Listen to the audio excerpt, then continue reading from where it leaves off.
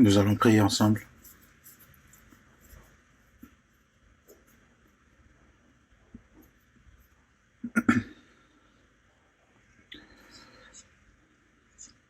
Dieu qui est saint et miséricordieux et qui nous aime et qui est dans les cieux.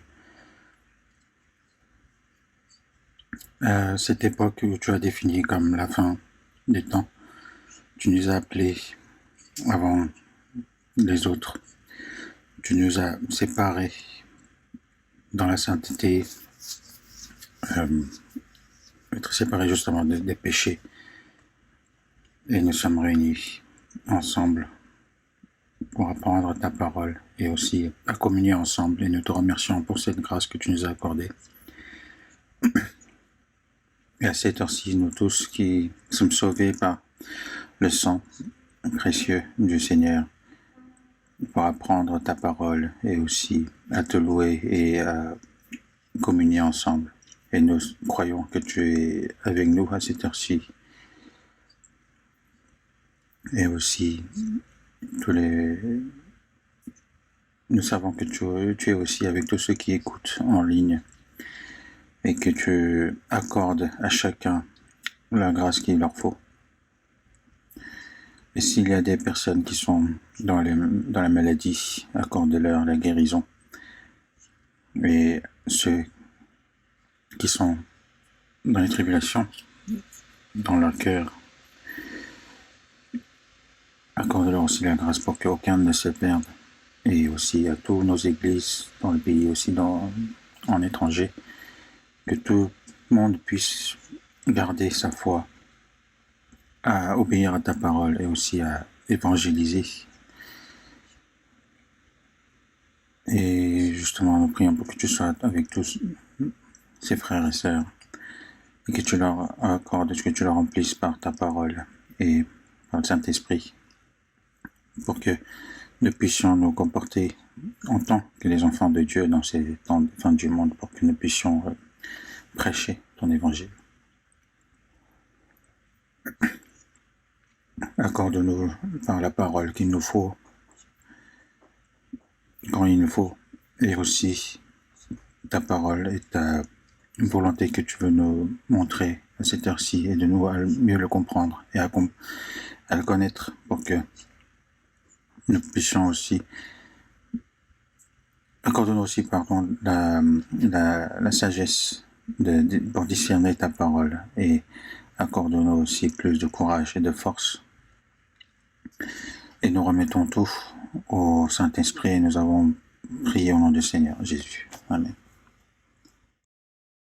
Nous allons voir dans la Bible Matthieu chapitre 5. Matthieu chapitre 5.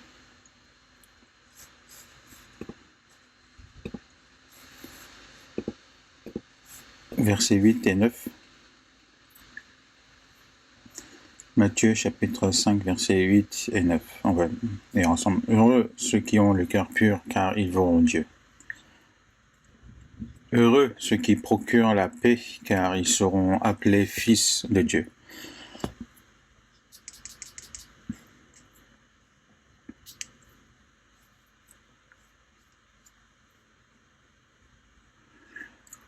Le dimanche matin, nous continuons à apprendre sur les personnes qui sont heureux, que Jésus a parlé dans Matthieu. Il y a beaucoup de choses importantes dans ce contenu-là. Donc, je ne suis pas certain non plus être capable de vous parler de tout. Mais je pense que ce qui me manquerait, je crois vraiment que le Seigneur fera en sorte pour que vous puissiez les comprendre aussi. Après avoir reçu le salut en tant que chrétien sauvé, nous devons nous comporter en tant que tels. Et aussi pour entrer dans le royaume des cieux qui nous est réservé, le comportement que nous devons y avoir, les personnalités que nous devons avoir, et aussi les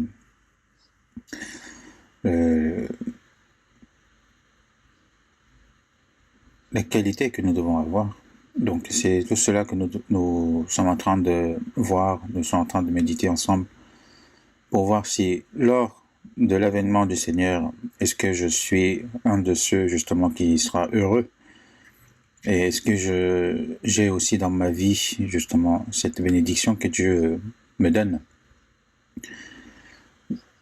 La bénédiction que Dieu veut nous donner, c'est complètement différent des bénédictions que les gens de ce monde veulent. C'est donc à travers la parole. Ceux qui n'ont pas justement connu la vraie bénédiction à travers la parole ne connaîtront pas, ne sauront pas ce que c'est la vraie bénédiction. Donc je vous ai parlé depuis la semaine dernière, donc ceux qui sont heureux. La semaine dernière, c'était ceux qui ont le cœur pur car ils verront Dieu. Une personne qui est sauvée dans son cœur, ce qui est important, donc c'est heureux ceux qui ont le cœur pur.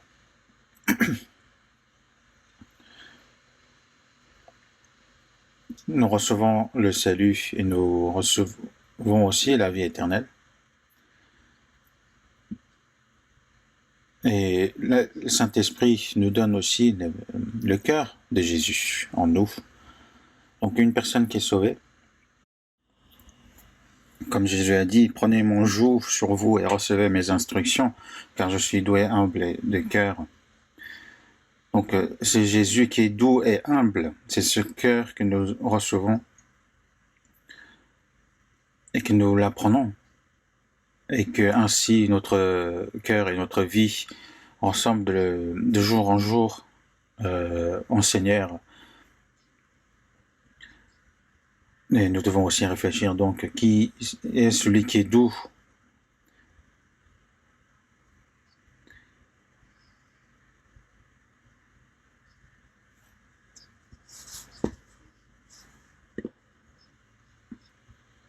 Donc celui qui est doux, il obéit quoi qu'il arrive à la parole de Dieu, et qui obéit comme Jésus jusqu'à la mort.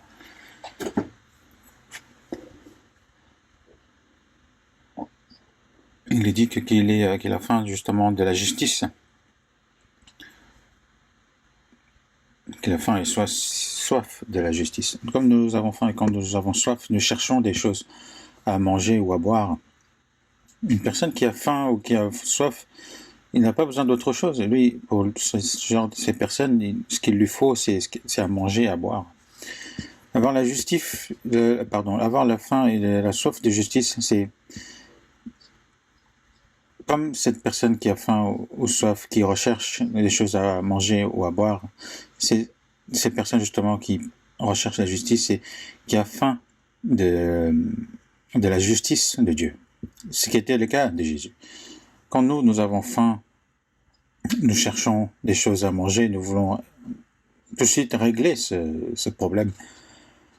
Mais Jésus a jeûné pendant 40 jours, et lorsqu'il était vraiment fatigué, lorsqu'il était extrêmement fatigué, c'est le diable lui a demandé: alors que tu es fils de Dieu, pourquoi tu restes ainsi? Alors que tu peux changer ces pierres, ces cailloux en pain, pourquoi tu le fais pas? Mais Jésus ne l'a pas fait, parce que l'homme ne vivra pas de pain seulement, mais par la parole qui sort de la bouche de Dieu. La nourriture qui est encore plus importante que la nourriture de la chair, pour la chair, justement, c'est la parole de Dieu, l'obéissance à la parole de Dieu. C'est ça qu'il veut nous dire. Et aussi dans Jean chapitre 4, verset 30, lorsqu'il traversait justement la Samarie, en plein jour, justement, il était extrêmement fatigué, il avait faim et soif. Et il a dit à ses disciples que j'ai à manger une nourriture que vous ne connaissez pas. Ma nourriture est de faire la volonté de celui qui m'a envoyé et d'accomplir son œuvre. Jésus, pour accomplir l'œuvre de Dieu, pour sauver les âmes perdues, il a oublié sa faim, sa soif.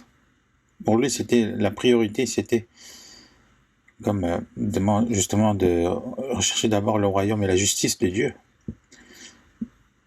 Dans ce monde, même les gens, en fait, quand ils sont rassasiés, ils recherchent toujours à satisfaire les besoins charnels. C'est ce qu'ils font tout le temps. Mais en tant que chrétiens, ce n'est pas ce que nous devons suivre. Ce n'est pas quelque chose de mauvais, mais c'est la priorité qui est importante. Avant toutes ces choses, il y a quelque chose que nous devons donner la priorité. Si ce n'est pas le cas, dans ce cas, on deviendra quand Adam, à cause de quelque chose à manger, il a oublié sa parole, la parole de Dieu, et il a échoué. Ensuite, il est dit, heureux les miséricordieux.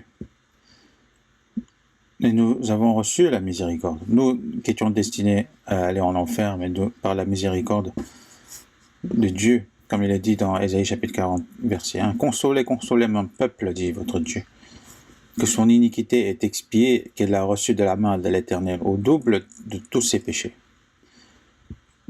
Dieu a payé ce prix de péché, il nous a pardonné de nos péchés, et ce jugement concernant les péchés est terminé maintenant. Un meurtrier qui a reçu la peine de mort, pour lui, qu'est-ce qui serait la plus grande consolation? C'est que tu es libre. Alors que c'était une personne qui était destinée à mourir, mais qui ne mourra pas au final, et ce serait la plus grande consolation qu'il pourra recevoir.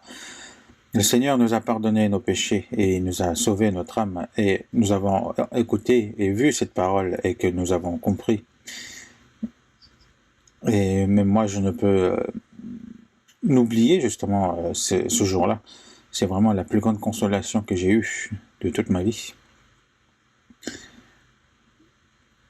À cause de ses péchés, une personne qui devait vraiment échouer à cause de ses péchés a reçu justement la grande consolation de Dieu. Même après le salut, nous devons aussi être miséricordieux envers les autres, ceux qui sont pas, par rapport à ceux qui ne sont pas sauvés, mais aussi être miséricordieux aux autres frères et sœurs. Et c'est un cœur justement qui nous est donné par Dieu.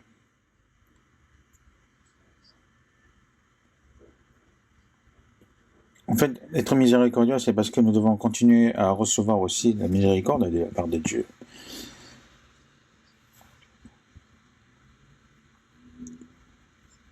Donc nous aussi, nous devons continuer à recevoir le pardon de Dieu. Donc nous aussi, nous devons avoir justement cette capacité à pardonner les autres.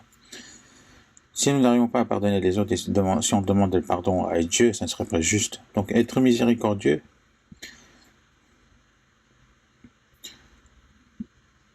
celui qui a reçu la miséricorde de la part de Dieu doit être aussi miséricordieux envers les autres, c'est ce qu'il nous dit ici.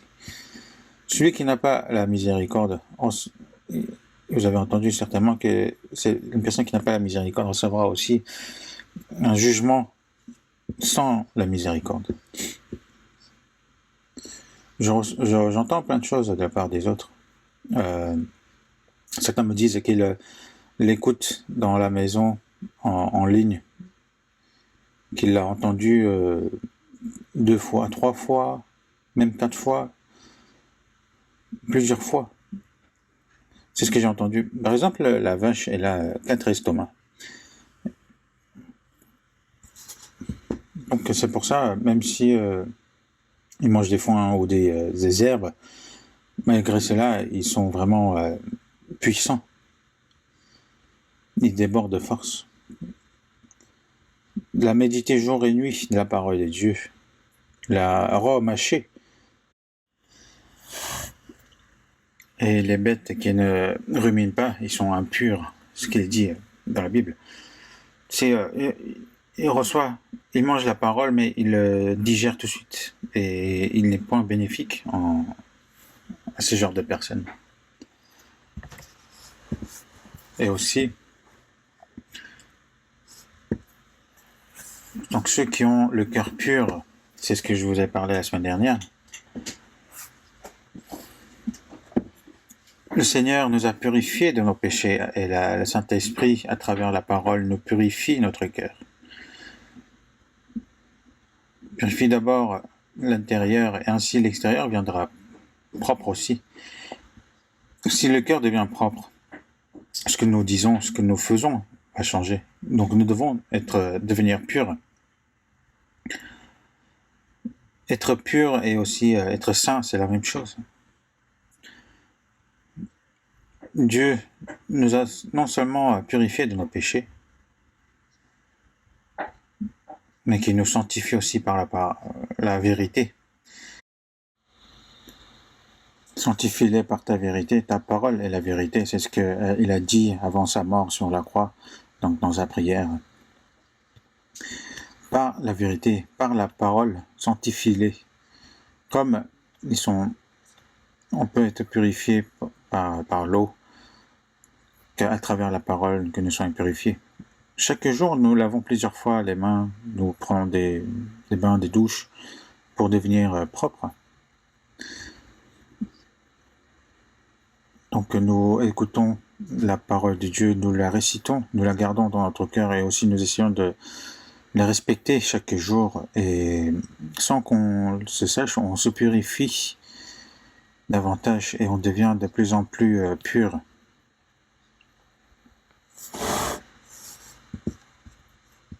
Et que heureux ceux qui ont le cœur pur, car ils verront Dieu.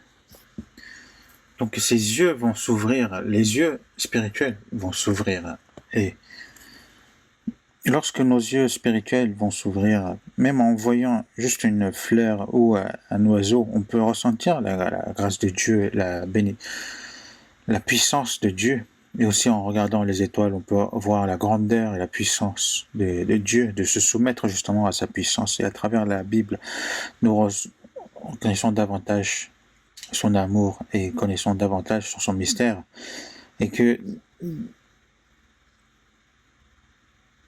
il dit, ouvre mes yeux pour contempler ta gloire.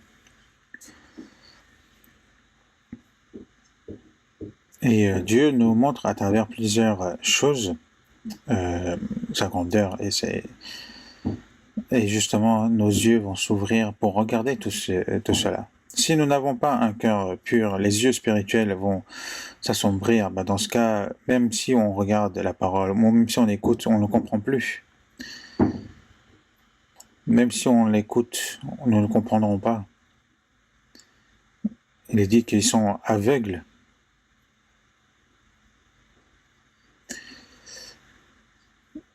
Et ce que j'aimerais vous parler aujourd'hui, donc c'est heureux ce qui procure la paix. C'est une parole très importante. Je ne sais pas, je m'inquiète parce que je ne sais pas si je peux vraiment tout parler de cela aujourd'hui, mais heureux ceux qui procurent la paix, car ils seront appelés fils de Dieu.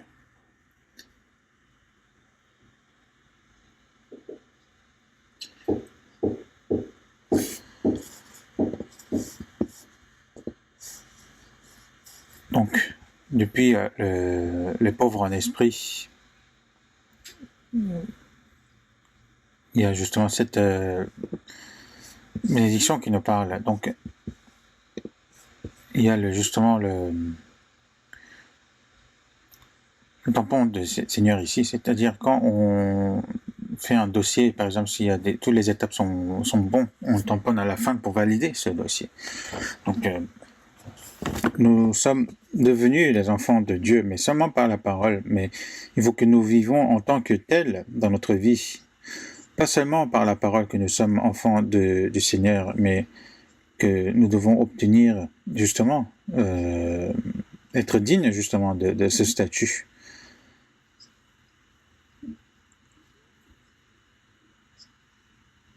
Donc nous devons devenir enfants de Dieu, et c'est la preuve, comme il est écrit dans Romains chapitre 8, verset 14, car tous ceux qui sont conduits par l'Esprit de Dieu sont fils de Dieu. Ce n'est pas par la conduite de l'Esprit que nous devenons les fils de Dieu, mais c'est ceux qui ont obtenu l'Esprit de Dieu sont fils de Dieu. Et aussi être conduit par l'Esprit de Dieu, c'est la preuve comme quoi nous sommes fils de Dieu. Et aussi heureux ceux qui procurent la paix, c'est une certitude comme quoi c'est un fils de Dieu. C'est un tampon très important ici.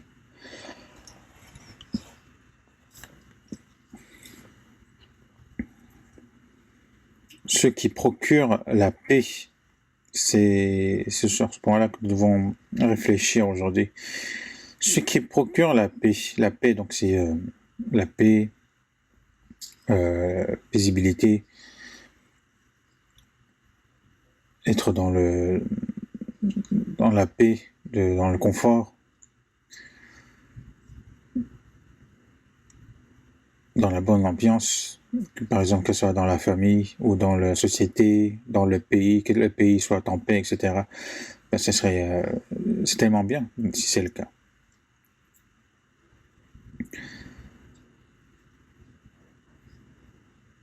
Tout à l'heure, la sœur nous a chanté la paix, la paix, la paix qui descend en moi.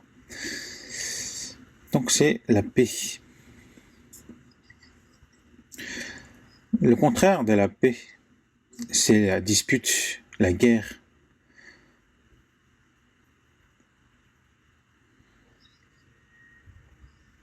Ces disputes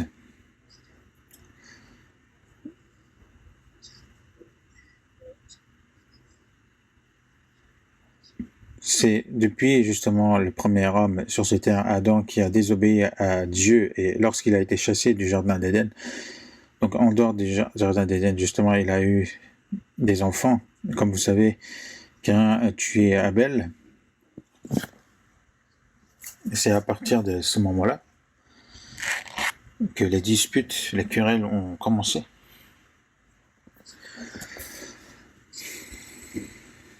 Et donc, si vous regardez l'histoire de l'humanité,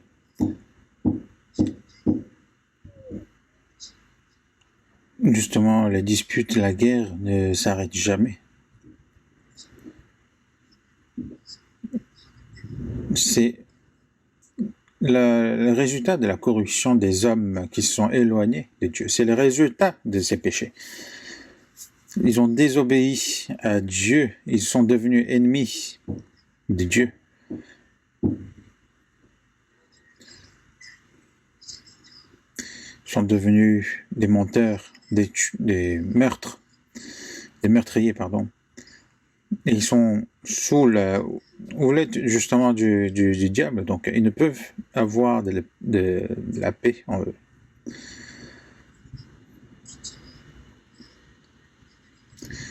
Donc il se passe plein de choses pitoyables en eux.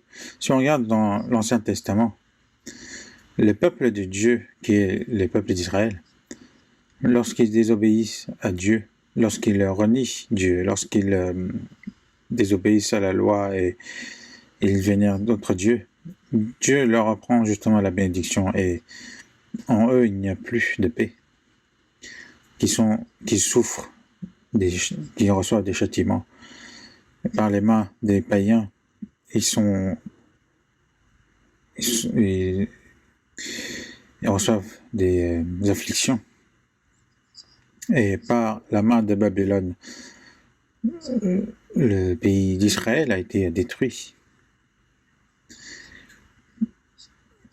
Et alors que Dieu était en eux et pour les servir, ils avaient construit ce temple de Salomon.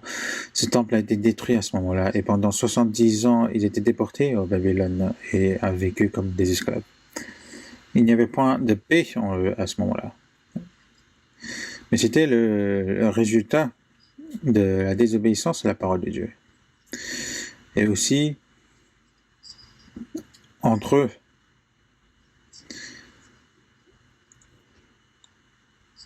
pour retrouver la paix entre ces personnes qui sont devenues ennemies, il a envoyé son Fils unique, mais ce peuple d'Israël l'ont renié et l'ont crucifié sur la croix. S'ils savaient, ils ne l'auraient point crucifié, mais est-ce que ne pas le savoir, est-ce que ce n'est pas aussi un péché? Donc ils ont été chassés de leur terre, Dieu les a chassés, et pendant plus de 2000 ans, ils étaient vraiment déportés dans dans tous les pays et ont reçu des persécutions. Mais c'était le résultat justement d'avoir renié le Fils de Dieu. Et comme vous savez, en Allemagne, Hitler, pour vaincre le monde, justement, il a provoqué cette deuxième guerre mondiale. Et à travers cela, il y a eu vraiment beaucoup de personnes qui ont été tuées. Et ensuite, lui, il s'est suicidé et il a donné sa vie. Mais dans l'histoire de l'humanité, un pays attaque un autre pays. Et il y en a beaucoup justement qui avaient cet orgueil justement de conquérir d'autres pays. Mais la fin de ces personnes sont toujours mauvais. Ils périssent tous.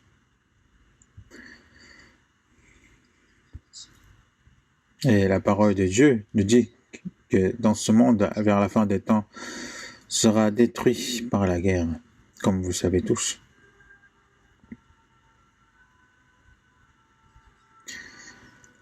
La fin des temps sera par la guerre. Pendant la Première Guerre mondiale et la Deuxième Guerre mondiale, il y a eu plusieurs millions de personnes qui sont mortes, mais à la dernière guerre, ce sera un jugement dernier, donc ce sera la guerre Armageddon.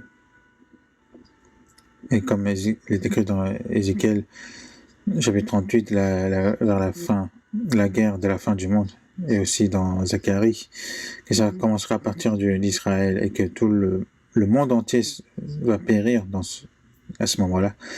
Il y a beaucoup de paroles qui parlent justement de cette guerre, de la fin des temps. Et la fin de ce monde sera par cette guerre.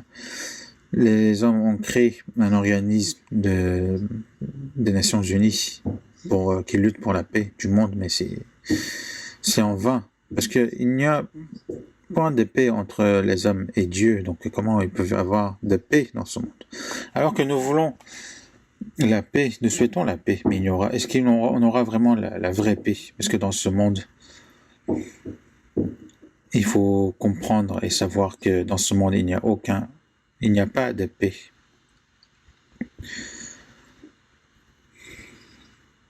Et aussi à chacun,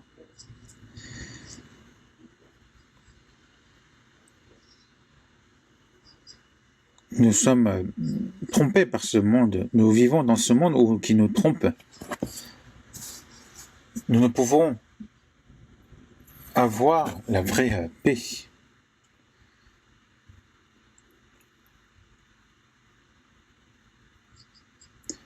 En vivant dans ce monde, nous sommes dans les tribulations, dans le mécontentement.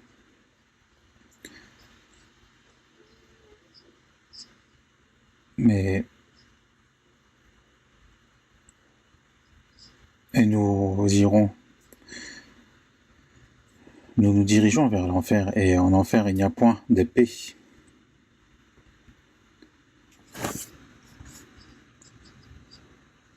Et dans Ésaïe, chapitre 57, verset 21, il est écrit que il n'y a point de paix pour les méchants, dit mon Dieu.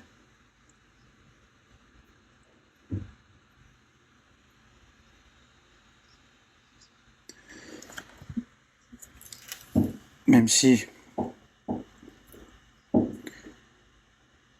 ils ont fait avancer la civilisation de ce monde, mais qu'est-ce qu'ils ont fait avancer? Les hommes sont devenus de plus en plus méchants, mais ils se disputent de plus en plus. Pourquoi? Parce qu'il n'y a point de paix. S'ils avaient repenti vraiment devant Dieu, s'ils avaient obtenu la vraie paix,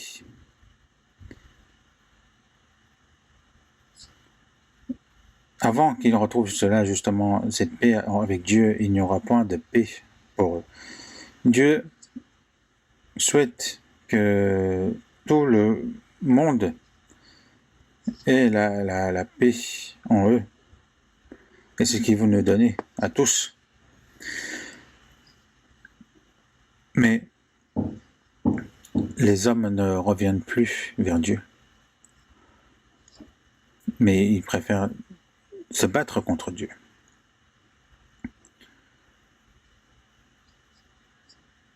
Est-ce que les hommes pourront sortir vainqueurs en se battant contre Dieu? Imaginons si en face de nous, il y a 1 million de soldats. Et de l'autre côté, en face, justement, il n'y a que quelques dizaines de milliers. Est-ce qu'ils pourront faire la guerre? Non, ils ne peuvent pas. Donc à ce moment-là, ce qu'il faut qu'ils fassent, c'est lever un drapeau blanc et de se soumettre à cette grande armée. Et s'ils se rendent, justement, ils seront pardonnés, et ce serait bien. Mais est-ce que vous souhaitez quand même continuer à combattre?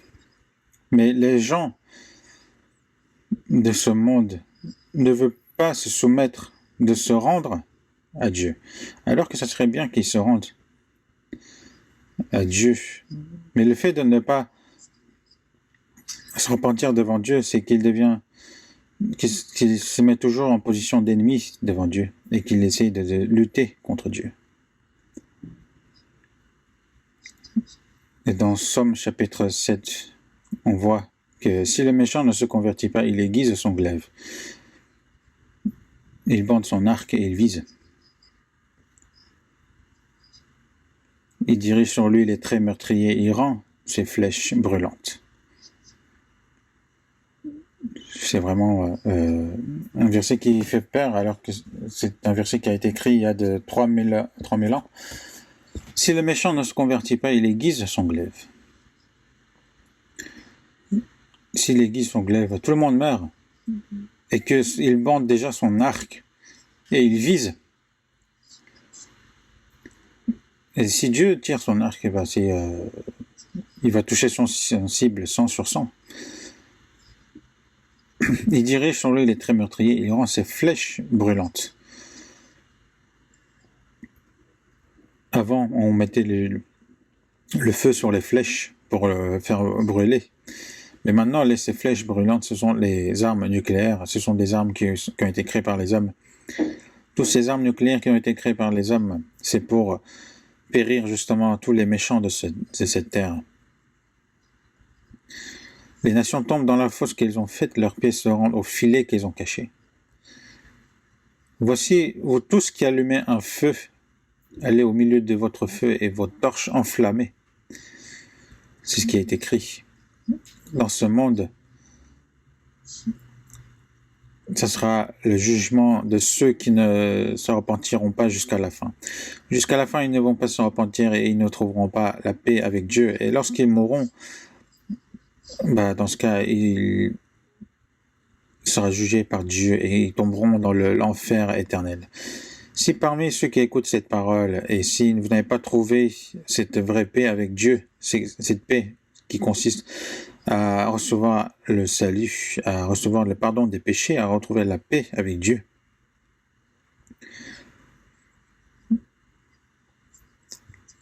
ces pécheurs justement qui sont devenus ennemis à cause des péchés, nous devons trouver la paix avec Dieu.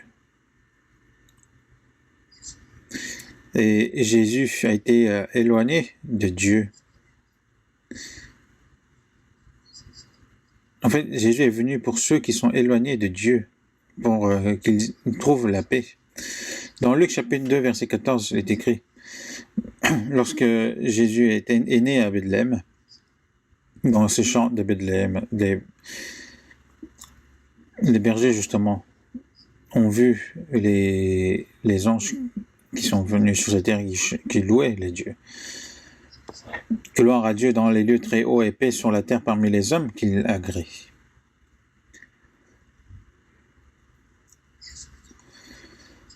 Et à travers Jésus-Christ, en sauvant les pécheurs, ça lui a rendu la gloire, mais aussi ceux qui ont reçu justement la paix avec Dieu, donc qui sont sauvés. Si Jésus est venu sur cette terre justement pour que ces pécheurs aient la paix avec Dieu.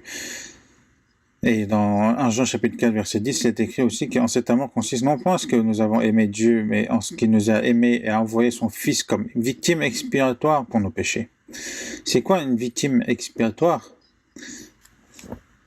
C'est que ceux qui sont devenus ennemis deviennent des victimes expiatoires.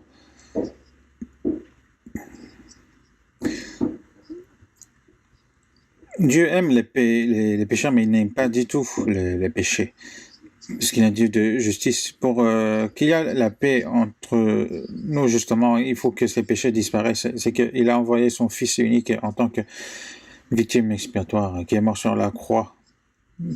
Il a été donné, il a été envoyé sur cette terre en tant comme une victime expiatoire. Et dans 1 Jean chapitre 2 verset 2, il est écrit qu'il est lui-même une victime expiatoire pour nos péchés.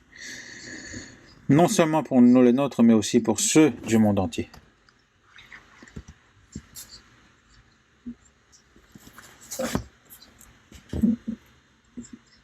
Pour que nous trouvions la paix avec Dieu, il est venu en tant que victime expiatoire. Non seulement pour les nôtres, pour nos péchés, de ceux qui le croient, mais aussi de ceux du monde entier. C'est pour les péchés du monde entier qu'il est venu en tant que victime expiatoire. C'est pour ça dans Romains chapitre 3 verset 25, il est écrit que c'est lui que Dieu a destiné par son sang à être, pour ceux qui croiraient, victime propitiatoire.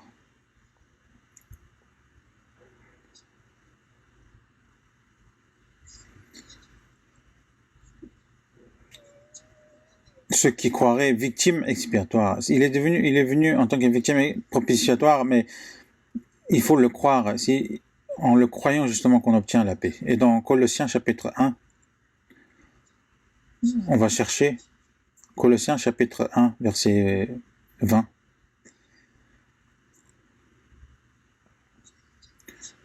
Colossiens chapitre 1, verset 20.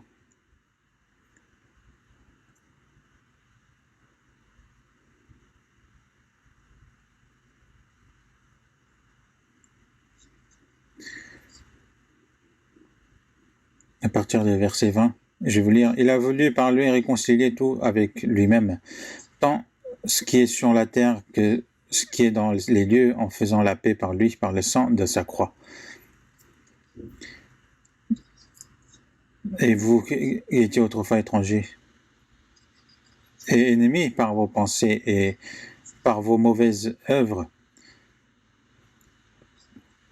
il vous a maintenant réconcilié par sa mort dans le corps de sa chair, et dans le verset 22, pour vous faire paraître devant lui saint, irrépréhensible et sans reproche.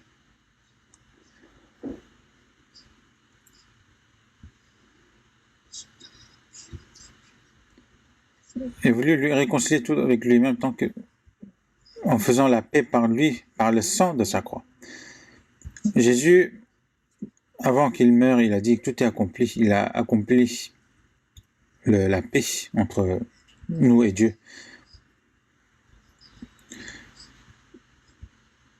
Il y a maintenant la paix entre ces pécheurs, justement, et Dieu qui est dans les cieux, qui est dans la sainteté.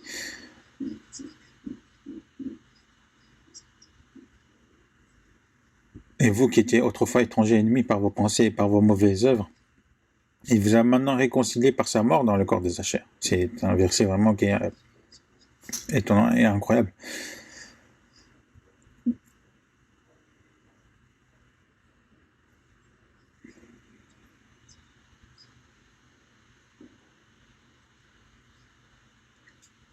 Nous sommes toujours un pays qui est en guerre, l'unique pays qui est en guerre dans ce monde.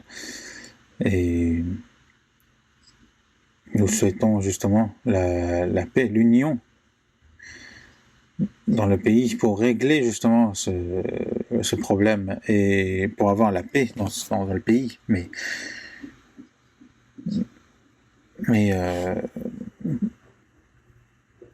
pour moi, c'est vraiment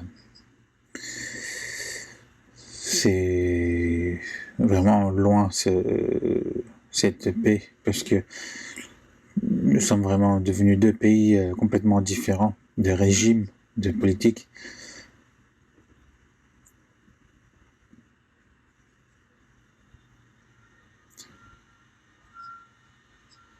Et nous souhaitons un paix pacifique, mais eux, ils souhaitent obtenir un paix par la force. Mais donc, on ne pourra pas trouver de point d'entente.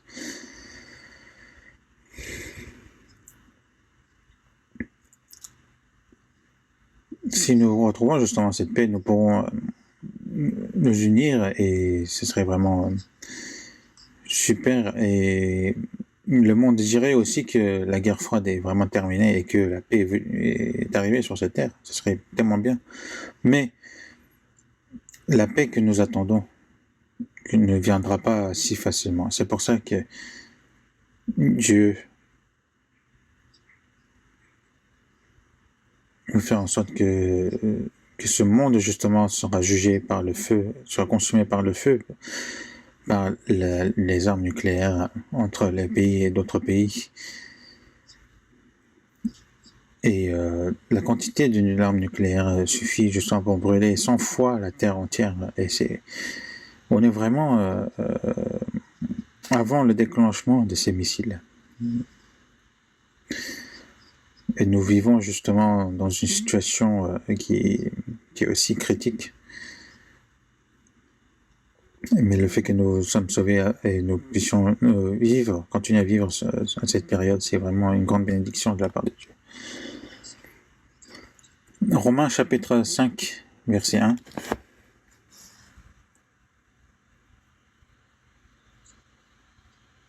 Romains chapitre 5, verset 1. On va lire ensemble. Étant donc justifiés par la foi, nous avons la paix avec Dieu par notre Seigneur Jésus-Christ.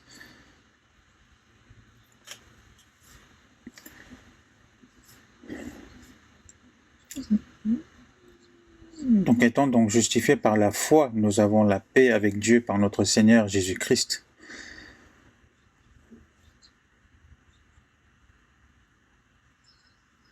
Celui qui est sauvé, maintenant, il a la paix avec Dieu. Et nous avons maintenant la paix dans notre vie.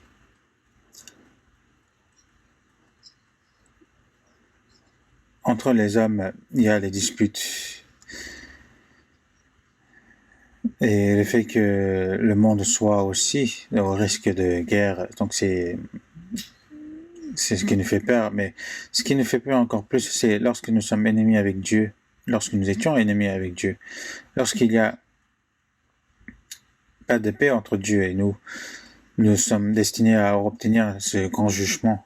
Mais nous avons obtenu la paix avec Dieu.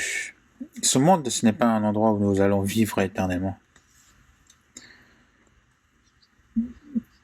Dans Jean chapitre 14, verset 27, il est écrit « Je vous laisse la paix. Je vous donne ma paix.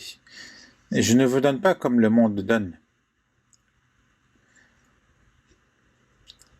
Cette paix, lorsque nous sommes sauvés, nous avons trouvé la paix avec Dieu et cette paix de Dieu s'accomplit en nous. Il nous est donnée. Ce n'est pas quelque chose que le monde pourra nous donner et ne pourra aussi le reprendre.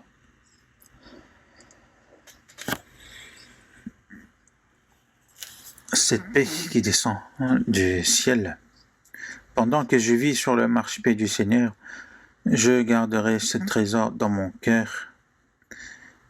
Puis quand viendra son jour de gloire, il m'emmènera au paradis.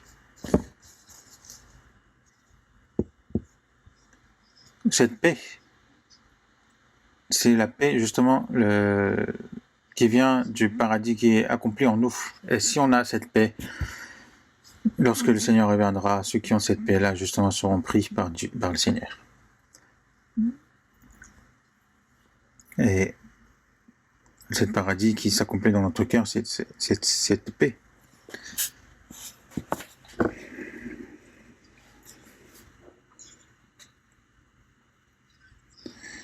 Et ensuite, ceux qui ont trouvé la paix avec Dieu doivent devenir justement celui qui procure la paix. Celui qui procure la paix.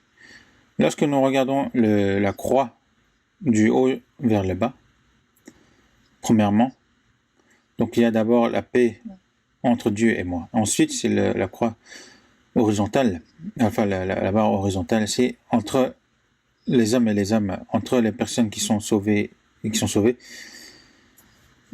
ou aussi ce qui procure la paix, c'est aussi de faire en sorte de sauver les autres âmes pour que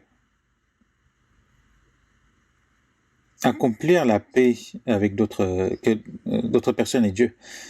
Le fait d'évangéliser et de sauver les âmes, c'est que les pécheurs qui étaient ennemis de Dieu reviennent vers Dieu et qu'ils aient la paix avec Dieu. Cette paix, cet évangile qui nous donne la paix, il dit dans Actes chapitre 10, verset 36, il a envoyé la parole aux fils d'Israël en lançant la paix de Jésus-Christ, qui est le Seigneur de tous. C'est lorsque nous croyons en Jésus-Christ que nous obtenons cette paix. Le fait d'évangéliser et d'obtenir le salut, justement, c'est d'accomplir la paix entre Dieu et la personne. Et il est dit aussi dans Éphésiens chapitre 6, verset 15, l'évangile de paix. Il est écrit l'évangile de paix, que donne l'évangile de paix. Et Dieu nous a donné ce rôle justement de procurer la paix. On va voir dans 2 Corinthiens chapitre 5. 2 Corinthiens chapitre 5.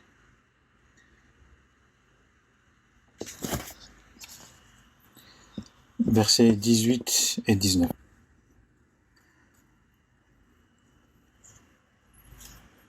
« 2 Corinthiens chapitre 5 verset 18. Et tout cela vient de Dieu, qui nous a réconciliés avec lui par Christ et qui nous a donné le ministère de la réconciliation. »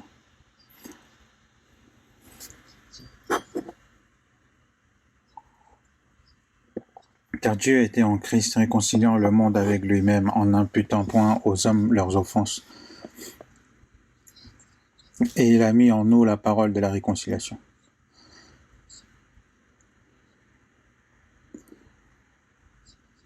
Dans cette parole,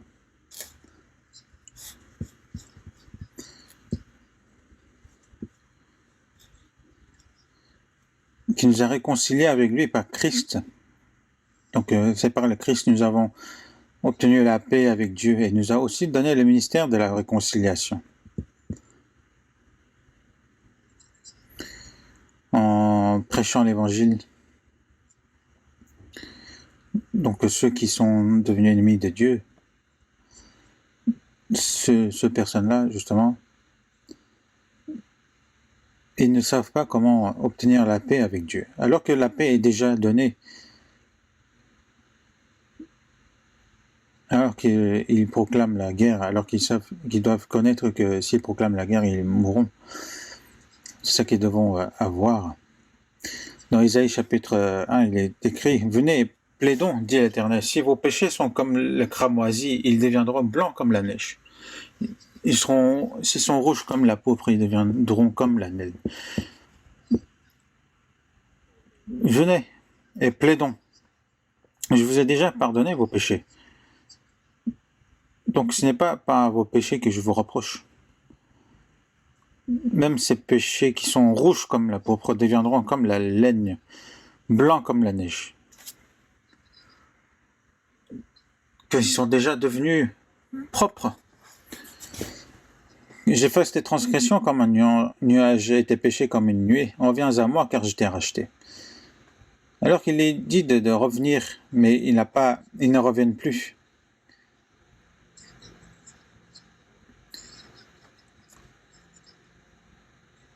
C'est parce qu'ils ne reviennent pas à Dieu, c'est pour ça qu'ils n'ont pas la paix. Et c'est ce que nous devons annoncer justement à ces personnes. Vous savez que votre relation avec Dieu, elle est déjà rétablie, vous n'avez qu'à revenir vers Dieu. Obtenez la paix.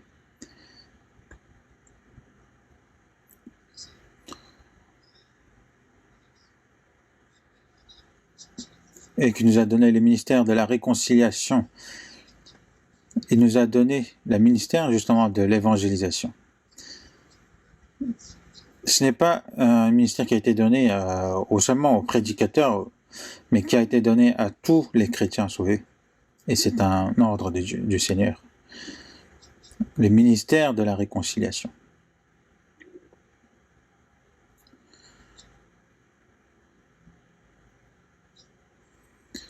Lorsqu'on vous pose la question, quel est votre métier?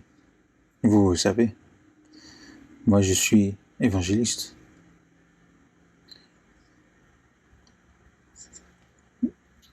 Même si je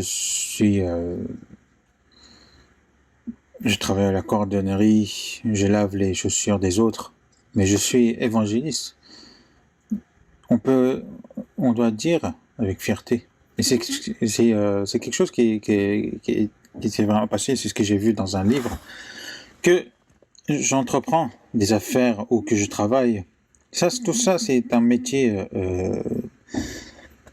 en supplément, mais notre vrai métier, c'est l'évangéliste. Il y en a donc ceux qui consacrent tout leur temps pour ce métier, et ceux qui l'aident à ceux qui justement évangélisent.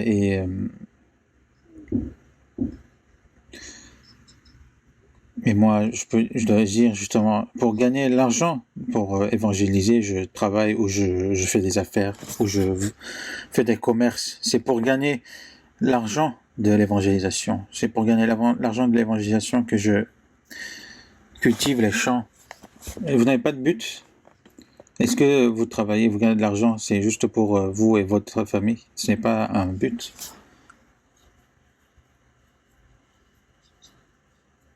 Il nous a donné le ministère de la réconciliation.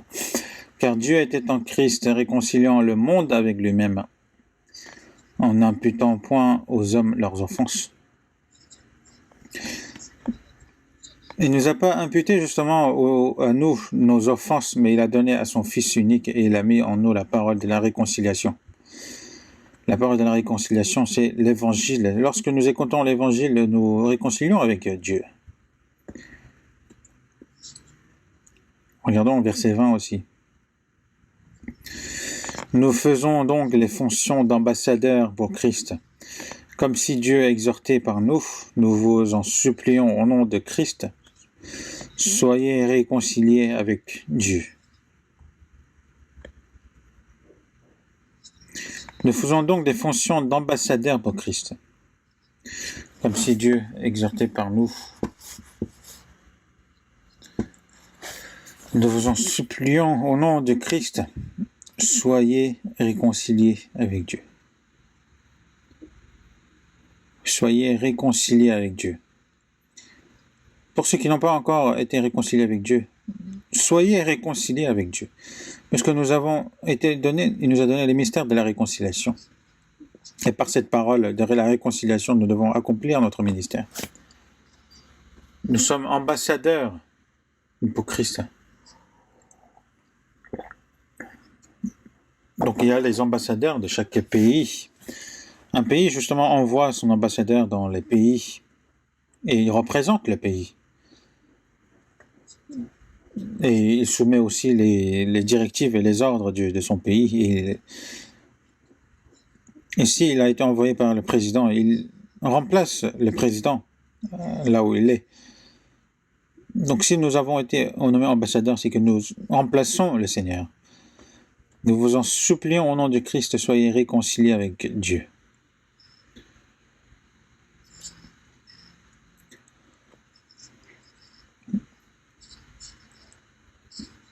Et c'est vraiment une grande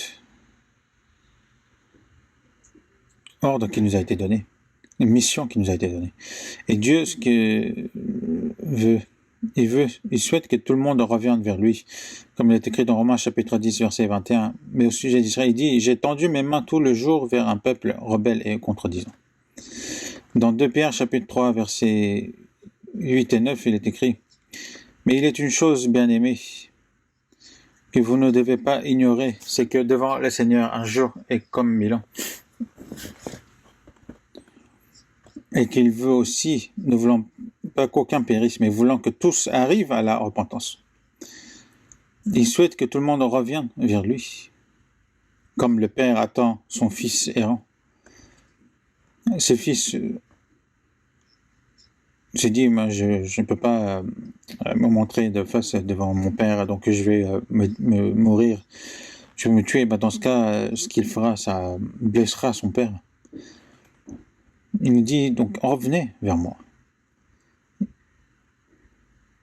Il tend les mains en disant de revenir, et qu'il le temps un jour comme 1000 ans, et 1000 ans sont comme un jour pour lui. Ils attendent que nous revenions vers lui. Et dans Job chapitre 22 verset 21, il est écrit: attache-toi donc à Dieu et tu auras la paix, tu jouiras ainsi du bonheur.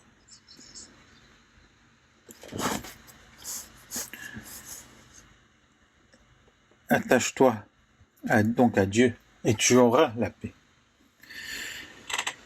Tu jouiras ainsi du bonheur. Mais est-ce que c'est si difficile que ça? Ils disent, ils en veulent pas toujours. Alors qu'ils sont sauvés, mais ils disent non, non merci. Tournez-vous vers moi et vous serez sauvés, vous tous qui êtes aux extrémités de la terre. Mais ils disent non, je veux pas. Je préfère mourir. Alors que toute la famille est sauvée, il n'y a que le mari qui n'est pas encore sauvé.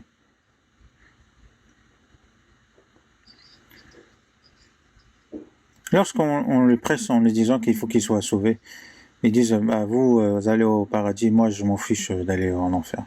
Donc il est vraiment courageux.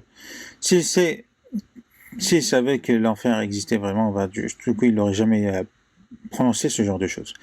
Il dit que Dieu n'existe pas, il n'y a point de paradis, point d'enfer, mais il parle avec quel culot ici. Et donc c'était une famille que je connaissais, donc elle est dans la ville de Tego qui s'est pas vraiment passé. En fait, ce mari justement a été atteint du cancer, il a été dans la phase finale et qu'il allait mourir, et c'est là qu'il a reconnu. Et il a dit à ses cousins justement à sa famille, à d'autres familles, que vous devez croire en Dieu. C'est vraiment bien que le fait que juste avant la mort qu'il est réconcilié avec Dieu, mais il y a certains justement qui renient jusqu'à la mort.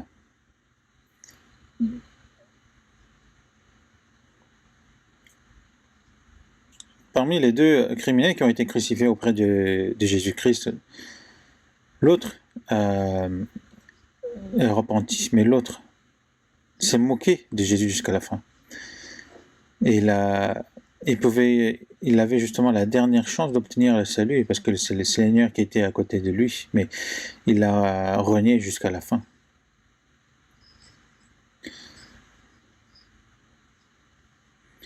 Maintenant, nous devons nous réconcilier avec Dieu. Mais c'est en évangélisant justement l'évangile. Et nous devons accomplir la réconciliation avec Dieu. Et il y a une autre chose. En tant que chrétiens, nous devons aussi avoir la paix au sein de la famille.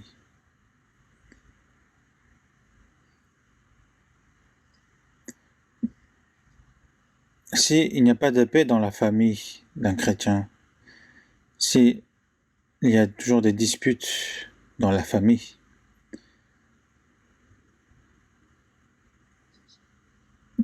entre le mari et la femme, les disputes entre le mari et la femme, ou des disputes entre les parents et les enfants, c'est malheureux. Il faut qu'il y ait la paix.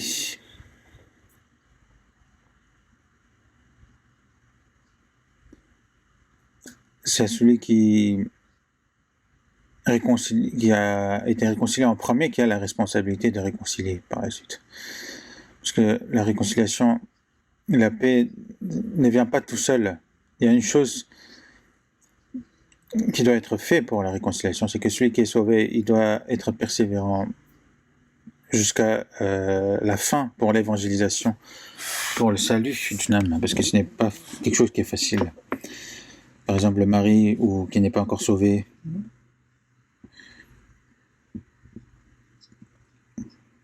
ou même s'il est sauvé, il faut, ou même s'il est sauvé justement, s'il n'a pas trouvé encore la vraie paix avec Dieu, c'est pour ça que ce n'est toujours pas réconcilié au sein de la famille. Mais si il y a vraiment la réconciliation avec Dieu et soi-même, même si j'entends des choses mauvaises envers moi, je peux continuer à fournir de l'effort pour la réconciliation avec Dieu.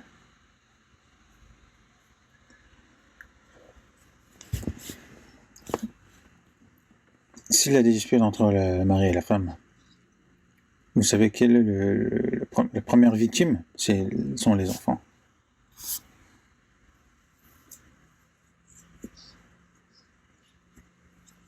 Et ils recevront une blessure qui ne pourra être guérie. Parce qu'ils apprendront de ces choses et ils pourront aussi reproduire par la suite. Mais certains, ou qui se disent, en voyant justement ses parents se disputer, ils disent, moi je ne veux pas me marier. Et c'est ce que j'avais entendu de la part d'une personne.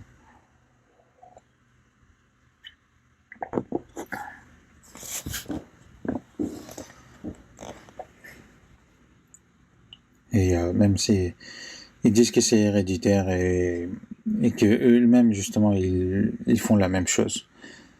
Je ne sais pas si c'est que nous sommes tous descendants d'Adam. Quand le péché vient de tous d'Adam, on remet par les ADN, les querelles, etc. Mais il faut d'abord trouver la paix au sein de sa famille. Il y a un aphorisme qui dit que si l'harmonie règne dans la famille, tout va pour le mieux. Si dans la famille ça ne va pas, lorsqu'une personne justement avant qu'il parte au travail le matin, il a disputé avec sa femme. Imaginons. Donc en allant à son travail, il a vu sur le chemin un petit chien qui est en train de dormir sur la route. Il a mis un coup de pied à ce chien et ce chien justement a mordu la cheville d'une autre personne. Et c'est là une petite dispute provoque plein de choses par la suite.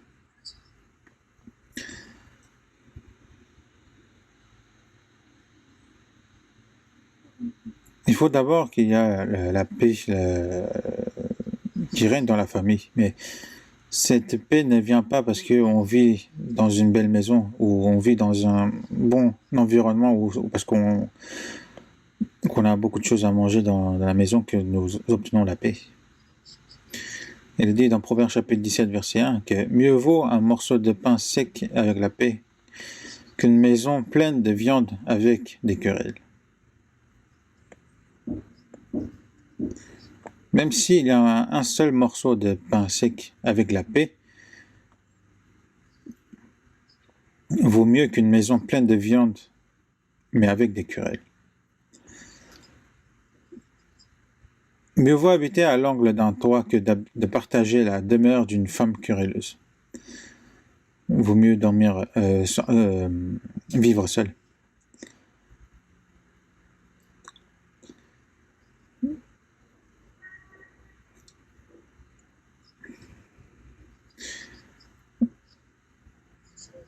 Mieux vaut un morceau de pain sec. Ces morceaux de pain sec, moi je dis, c'est comme Jésus. C'est pas seulement par Jésus que nous pouvons obtenir la paix.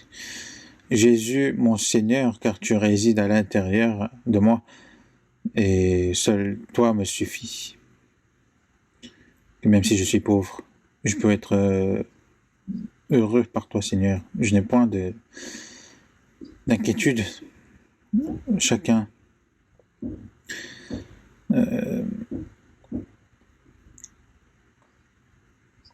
se laisse les autres agir en premier. Et pour aussi avoir la paix dans la famille, il ne faut pas avoir de disputes entre les parents. Et il ne faut pas aussi d'avoir de favoritisme dans la famille. Vous savez, Ésaü Jacob sont nés comme jumeaux, mais c'est le Ésaü justement qui voulait tuer Jacob. Mais quelle était la raison? C'est que dans la maison, le père favorisait son aîné alors que c'était un jumeau, donc il était né quelques minutes en avance. Comme il chassait, il ramenait de la viande, etc. Il disait que mon aîné, c'est le meilleur. Mais Jacob, lui, alors que c'était un homme, mais comme une femme, il demeurait toujours dans la maison. Il aidait sa maman. Il aidait à faire les ménages de la maison. Et la mère préférait les derniers de la famille. Donc il y avait le favoritisme au sein de la famille. Au final, vous connaissez bien le résultat.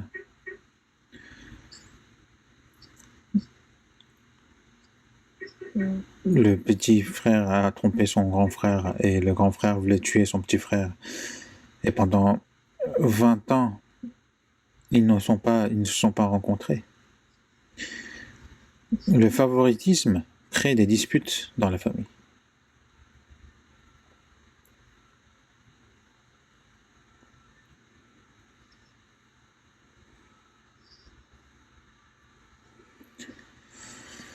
Et aussi, l'église, c'est un endroit où les personnes sauvées se réunissent, donc il faut avoir la paix. Dans 2 Corinthiens, chapitre 5, verset 16, il est écrit: ainsi dès maintenant, nous ne connaissons personne selon la chair. Et si nous avons connu Christ selon la chair, maintenant nous ne le connaissons plus de cette manière. Nous ne le connaissons plus Christ selon la chair. Connaître la personne selon la chair, c'est de savoir est-ce qu'il a beaucoup appris, est-ce qu'il n'a pas beaucoup appris, est-ce qu'il manque de personnalité, ou est-ce qu'il est riche ou pauvre, est-ce qu'il est joli ou non. Tout cela correspond à ce qui est charnel. Mais il faut savoir que la chair disparaîtra d'ici peu. Dans Proverbe chapitre 31, verset 30, il est écrit que la grâce est trompeuse et la beauté est vaine. La femme qui craint l'Éternel est celle qui sera louée. Les gens regardent l'apparence, mais Dieu regarde l'intérieur. Même les jeunes, lorsqu'ils cherchent leur partenaire pour le mariage, moi ce que je dis, d'abord c'est la foi, ensuite la personnalité, mais aussi d'être sérieux dans sa vie, c'est la base.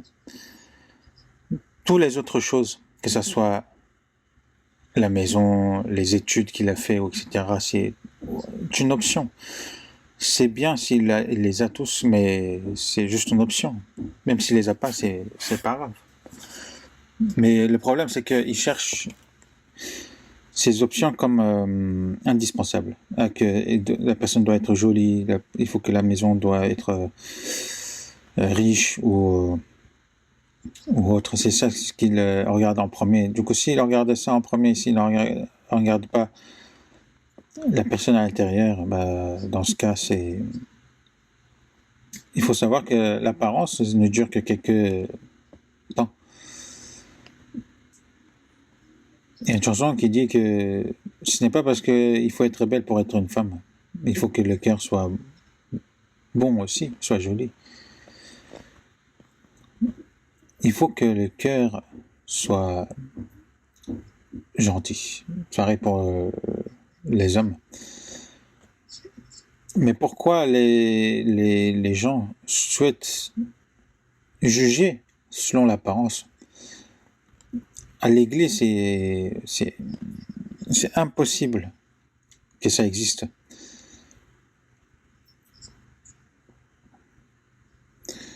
Si nous avons connu justement le Christ selon la chair, alors qu'il était fils d'un menuisier, justement, il était pauvre, il n'avait rien en valeur concernant sa chair, mais en plus il avait en tant que disciple des pécheurs, des personnes qui n'étaient pas vraiment, qui ne valaient rien dans ce monde. Donc c'est pour ça que les gens l'ignoraient.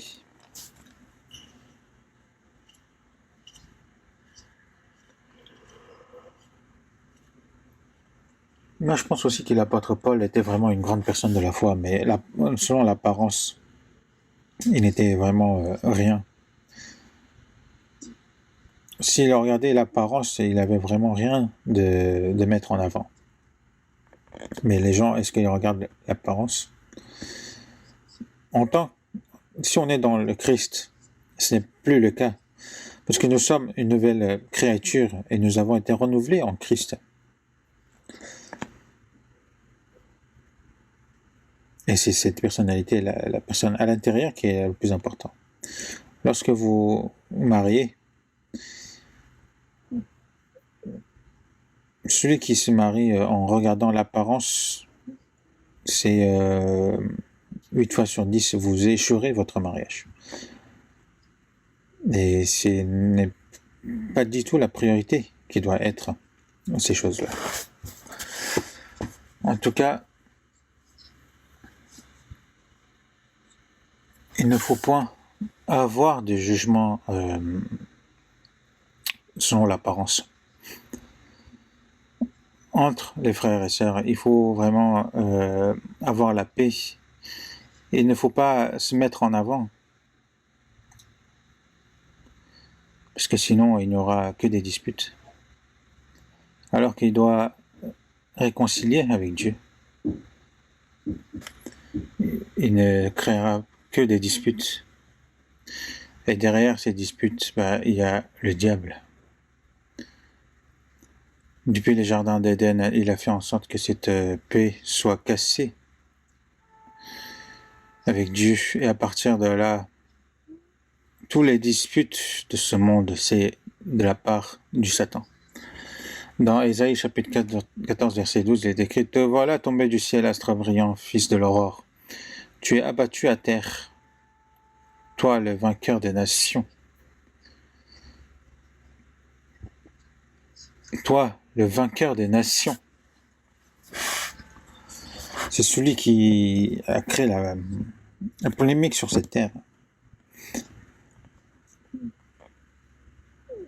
Qu'il a fait remplir cette terre de guerre, de disputes.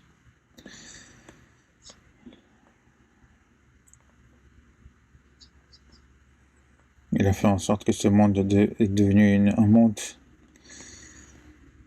qui pue le sang, qui fait qui fait créer des disputes dans le monde, dans le pays, dans la famille. Il perturbe la paix. Et aussi, au sein de l'Église, si vous faites des fautes, vous commettez des fautes, vous serez utilisé par le diable. Et ça, il faut que vous soyez au courant que si, au moment que vous ne connaîtrez pas, vous serez utilisé par le Satan au lieu d'être utilisé par Dieu pour créer des disputes. Pour une petite chose, vous disputez, vous montez le son. Est-ce que ça vous plairait de faire ainsi, d'agir ainsi? Il faut se retenir, laisser les autres en premier et pour qu'il n'y ait point de dispute. J'ai entendu la dernière fois, donc son mari était allé dans un voyage d'affaires et il est revenu tard le soir et il était revenu à la maison mais tard et du coup il y avait sa femme qui dormait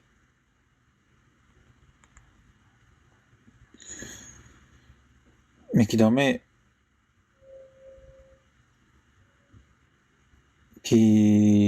avec un autre homme dans le lit, et il a pris une hache pour le tuer, mais il s'est dit dans son cœur les bénéfices cognitifs, donc il faut se retenir,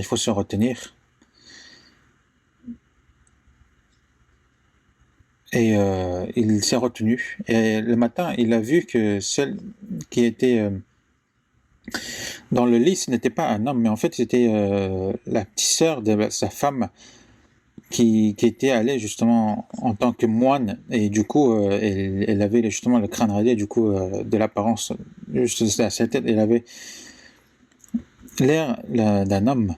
Donc, mais elle était justement dans le monastère et elle était venue pour voir sa sœur dans la journée. Donc, qui est restée dormir. Donc, il suffisait de vraiment s'en retenir pour quelque temps. Et il a dit aussi que chacun de nous complaise au prochain pour ce qui est bien en vue de l'édification, car Christ ne s'est point complu en lui-même. Il dit chacun de nous complaise au prochain pour ce qui est bien en vue de l'édification. Ceux qui sont égoïstes, ceux qui ne marchent que autour de soi-même, avec ces personnes, c'est vraiment difficile de trouver la paix. Dans Romains chapitre 12, verset 18, il est écrit « S'il est possible, autant que cela dépend de vous, soyez en paix avec tous les hommes. » Si possible, avec tous les hommes.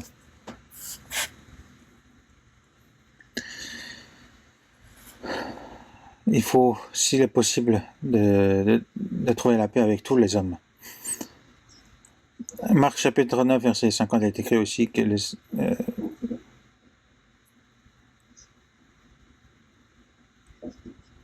avec le sel, vous trouvez la paix. Ce sel, par exemple, pour faire du kimchi, en fait, pour le chou, si vous mettez du sel, il devient vraiment très... alors qu'il est très rigide, solide, et si vous mettez du sel, il devient très souple. Trouver la paix avec le sel, c'est que le sel, comment il donne du goût, il faut qu'il fond.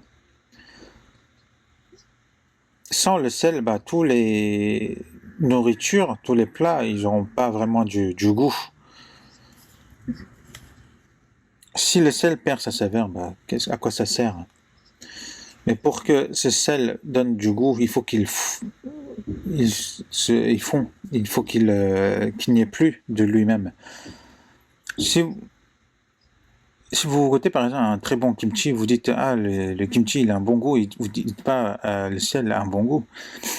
Le sel ne s'y voit plus. Que d'autres me félicitent ou non, on s'en fiche. Moi j'ai fait ce que j'ai fait chercher d'abord à accomplir les prochains. Je me suis sacrifié. Et c'est à travers ces personnes que la paix se concrétise.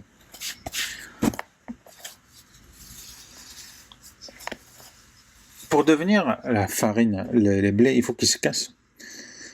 Il faut que chacun se casse. Il faut que moi, je disparais. Pour garder justement l'unité du Saint-Esprit. Pour Dieu, il faut que j'abandonne mes bénéfices, ma personnalité, moi-même. Avant moi, il faut que je cherche d'abord les bénéfices des prochains, les bénéfices de l'Église, d'autres frères et sœurs. Parce que l'amour ne cherche pas son propre intérêt, mais qu'il supporte tout.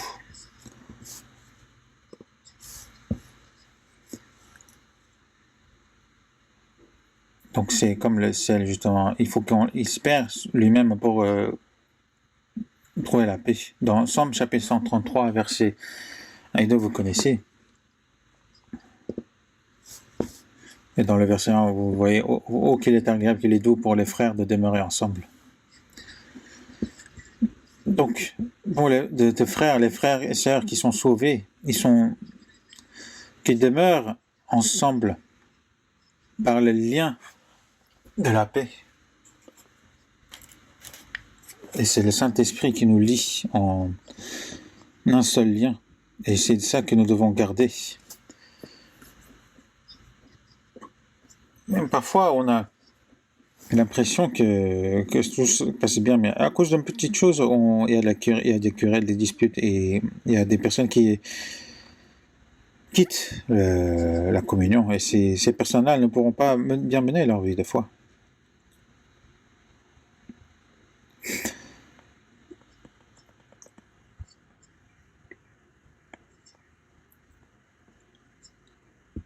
Si vous trouvez qu'il y a des mauvais enseignements, si vous réussissez à trouver des mauvais enseignements au sein de notre Église, vous pouvez partir.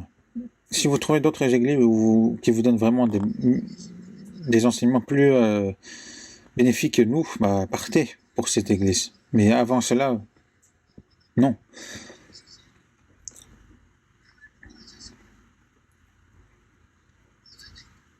Alors que le peuple d'Israël avait toujours des problèmes au sein du peuple, mais est-ce que Dieu les a abandonnés? Il était toujours avec lui, il a donné Moïse, il a donné le jour, il les a protégés par les nuages et la nuit par le feu, par une colonne de feu.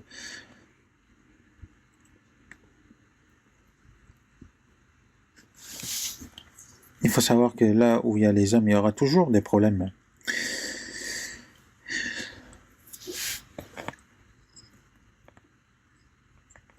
Et donc il ne faut pas se disputer ou se diviser à cause d'une petite chose.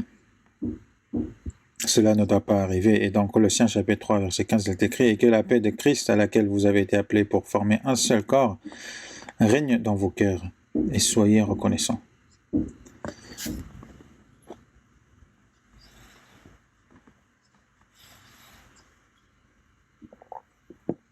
Et que la paix de Christ, à laquelle vous avez été appelés, règne dans vos cœurs. Celui qui s'est réconcilié avec Dieu, pourrait être réconcilié aussi avec d'autres qui l'ont réconcilié leur relation avec Dieu. Parce que Jésus est devenu notre tête de l'Église, et nous, par le Saint-Esprit, nous sommes devenus une unité sainte, et je me retrouve dans cette unité sainte, et il faut réfléchir à cela à chaque moment, et que nous devons aussi toujours demeurer dans cette paix. Heureux ceux qui procurent la paix, car ils sont appelés fils de Dieu. Dans cette parole, comment ils seront appelés fils de Dieu? Comment ils pourront être certifiés? Nous avons reçu le salut par la foi, nous sommes devenus enfants de Dieu et nous sommes devenus héritiers. Pour entrer dans le royaume de Dieu, maintenant, nous devons être dignes dans notre vie. Parce que Dieu est celui qui procure la paix. Et Jésus a procuré la paix, il s'est donné comme victime expiatoire. Et nous, en croyant justement à cette vérité, que nous avons aussi été réconciliés avec Dieu et que nous ne cherchons plus ses propres bénéfices, mais nous recherchons à accomplir les autres en premier pour devenir cette unité. Car comme le Père ressuscite les morts et donne la vie, ainsi le Fils donne la vie à ce qu'il veut. Comme le Père a réconcilié la paix, Jésus s'est sacrifié pour la paix jusqu'à la mort. Et nous aussi, pour cette paix, qu'est-ce que nous devons faire? Est-ce que nous devons continuer à vivre selon nos désirs, selon nos propres intérêts, quelle que soit la situation de l'Église? Non. Pour réconcilier, pour trouver la paix, c'est quelque chose qui n'arrive pas tout seul. Il faut d'abord être doux, humble, avoir l'humilité. Il faut se sacrifier aussi soi-même. Et dans l'amour du Christ, justement, nous devons nous efforcer à réconcilier la paix. Ainsi,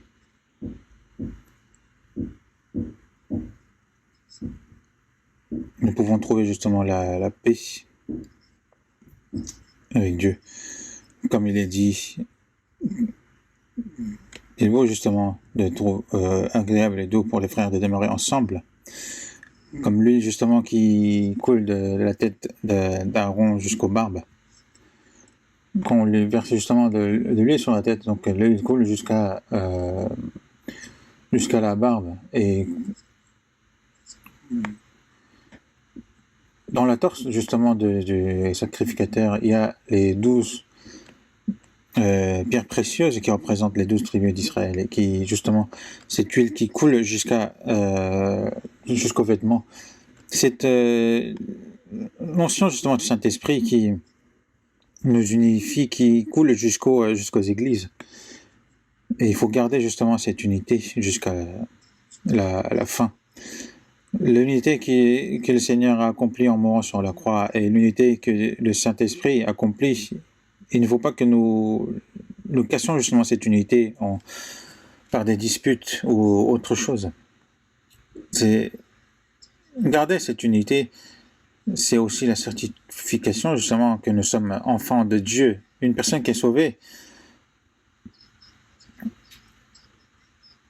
le fait qu'il a reçu le salut, lorsqu'il a été réconcilié avec Dieu, c'est la preuve en fait. Et c'est aussi l'étape finale où notre salut, où notre vie de foi justement s'accomplit. Dans 1 Jean chapitre 3 verset 14, il est écrit: nous savons que nous sommes passés de la mort à la vie parce que nous aimons les frères.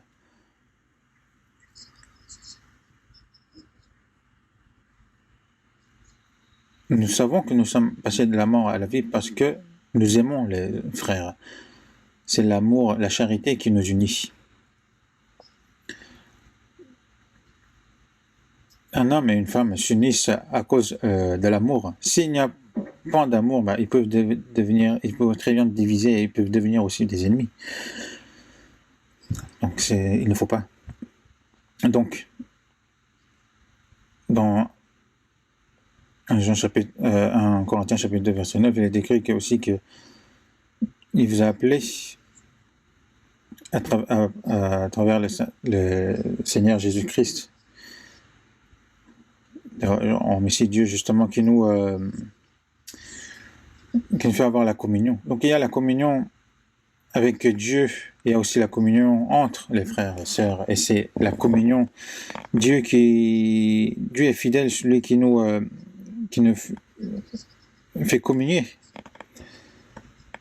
Et cette communion, ce n'est pas quelque chose qui est charnel, et cette communion, nous devons la maintenir jusqu'à la fin. Et pour aussi au sein de la famille qu'il y ait la paix, il faut que chacun essaye de comprendre l'autre, de donner justement la priorité aux autres. Et s'il n'y a pas d'effort, ce n'est pas possible d'avoir la paix, que ça soit aussi pareil dans l'Église. Pour prêcher l'Évangile, nous rencontrons vraiment de plusieurs situations, mais même si on nous insulte, même si on nous menace, même si on reçoit des injustices, quel que soit ce qui nous arrive, il faut penser uniquement au Seigneur et nous devons nous retenir, et c'est ce qui est joli à voir aux yeux de Dieu. Et dans Ephésiens chapitre 4 verset 13, il est écrit: jusqu'à ce que nous soyons tous parvenus à l'unité de la foi et de la connaissance du Fils de Dieu, à l'état d'homme fait à la mesure de la stature parfaite de Christ. Ainsi, justement, nous grandissons, justement, nous devenons à la mesure de stature parfaite de Christ,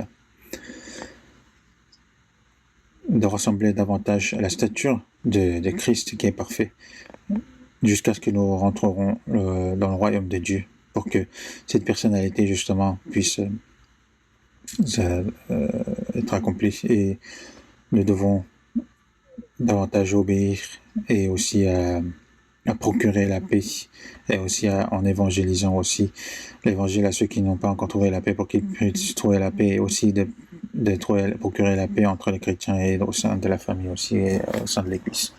Nous allons prier ensemble. Dieu qui est miséricordieux et qui est notre Père, à cause de nos offenses, nous étions devenus des pécheurs, et tu nous as sauvés, et tu nous as procuré la paix entre toi et nous. Et nous te remercions pour cela. Et il y a encore des âmes qui ne sont pas encore sauvées. Ils sont devenus tes ennemis parce qu'ils ne croient pas en toi, Seigneur. Mais à ces âmes qui devaient périr, tu nous as permis justement de les évangéliser pour qu'ils puissent se réconcilier avec toi, Seigneur, et que cette réconciliation puisse aussi s'accomplir dans notre famille, et aussi que chaque frère et sœur qui sont sauvés, qu'ils s'aiment tous entre eux, qui ne cherchent pas leurs propres intérêts, mais qui cherchent les intérêts des autres pour accomplir son prochain, pour accomplir la paix. Et pour cela, donne-nous la parole, et aussi qui nous a donné ce ministère de réconciliation. Et les restes de notre vie et de nous, pour que nous puissions bien accomplir ce ministère de réconciliation. Conduis-nous à travers ta parole et ta grâce, et nous avons prié au nom du Seigneur Jésus. Amen.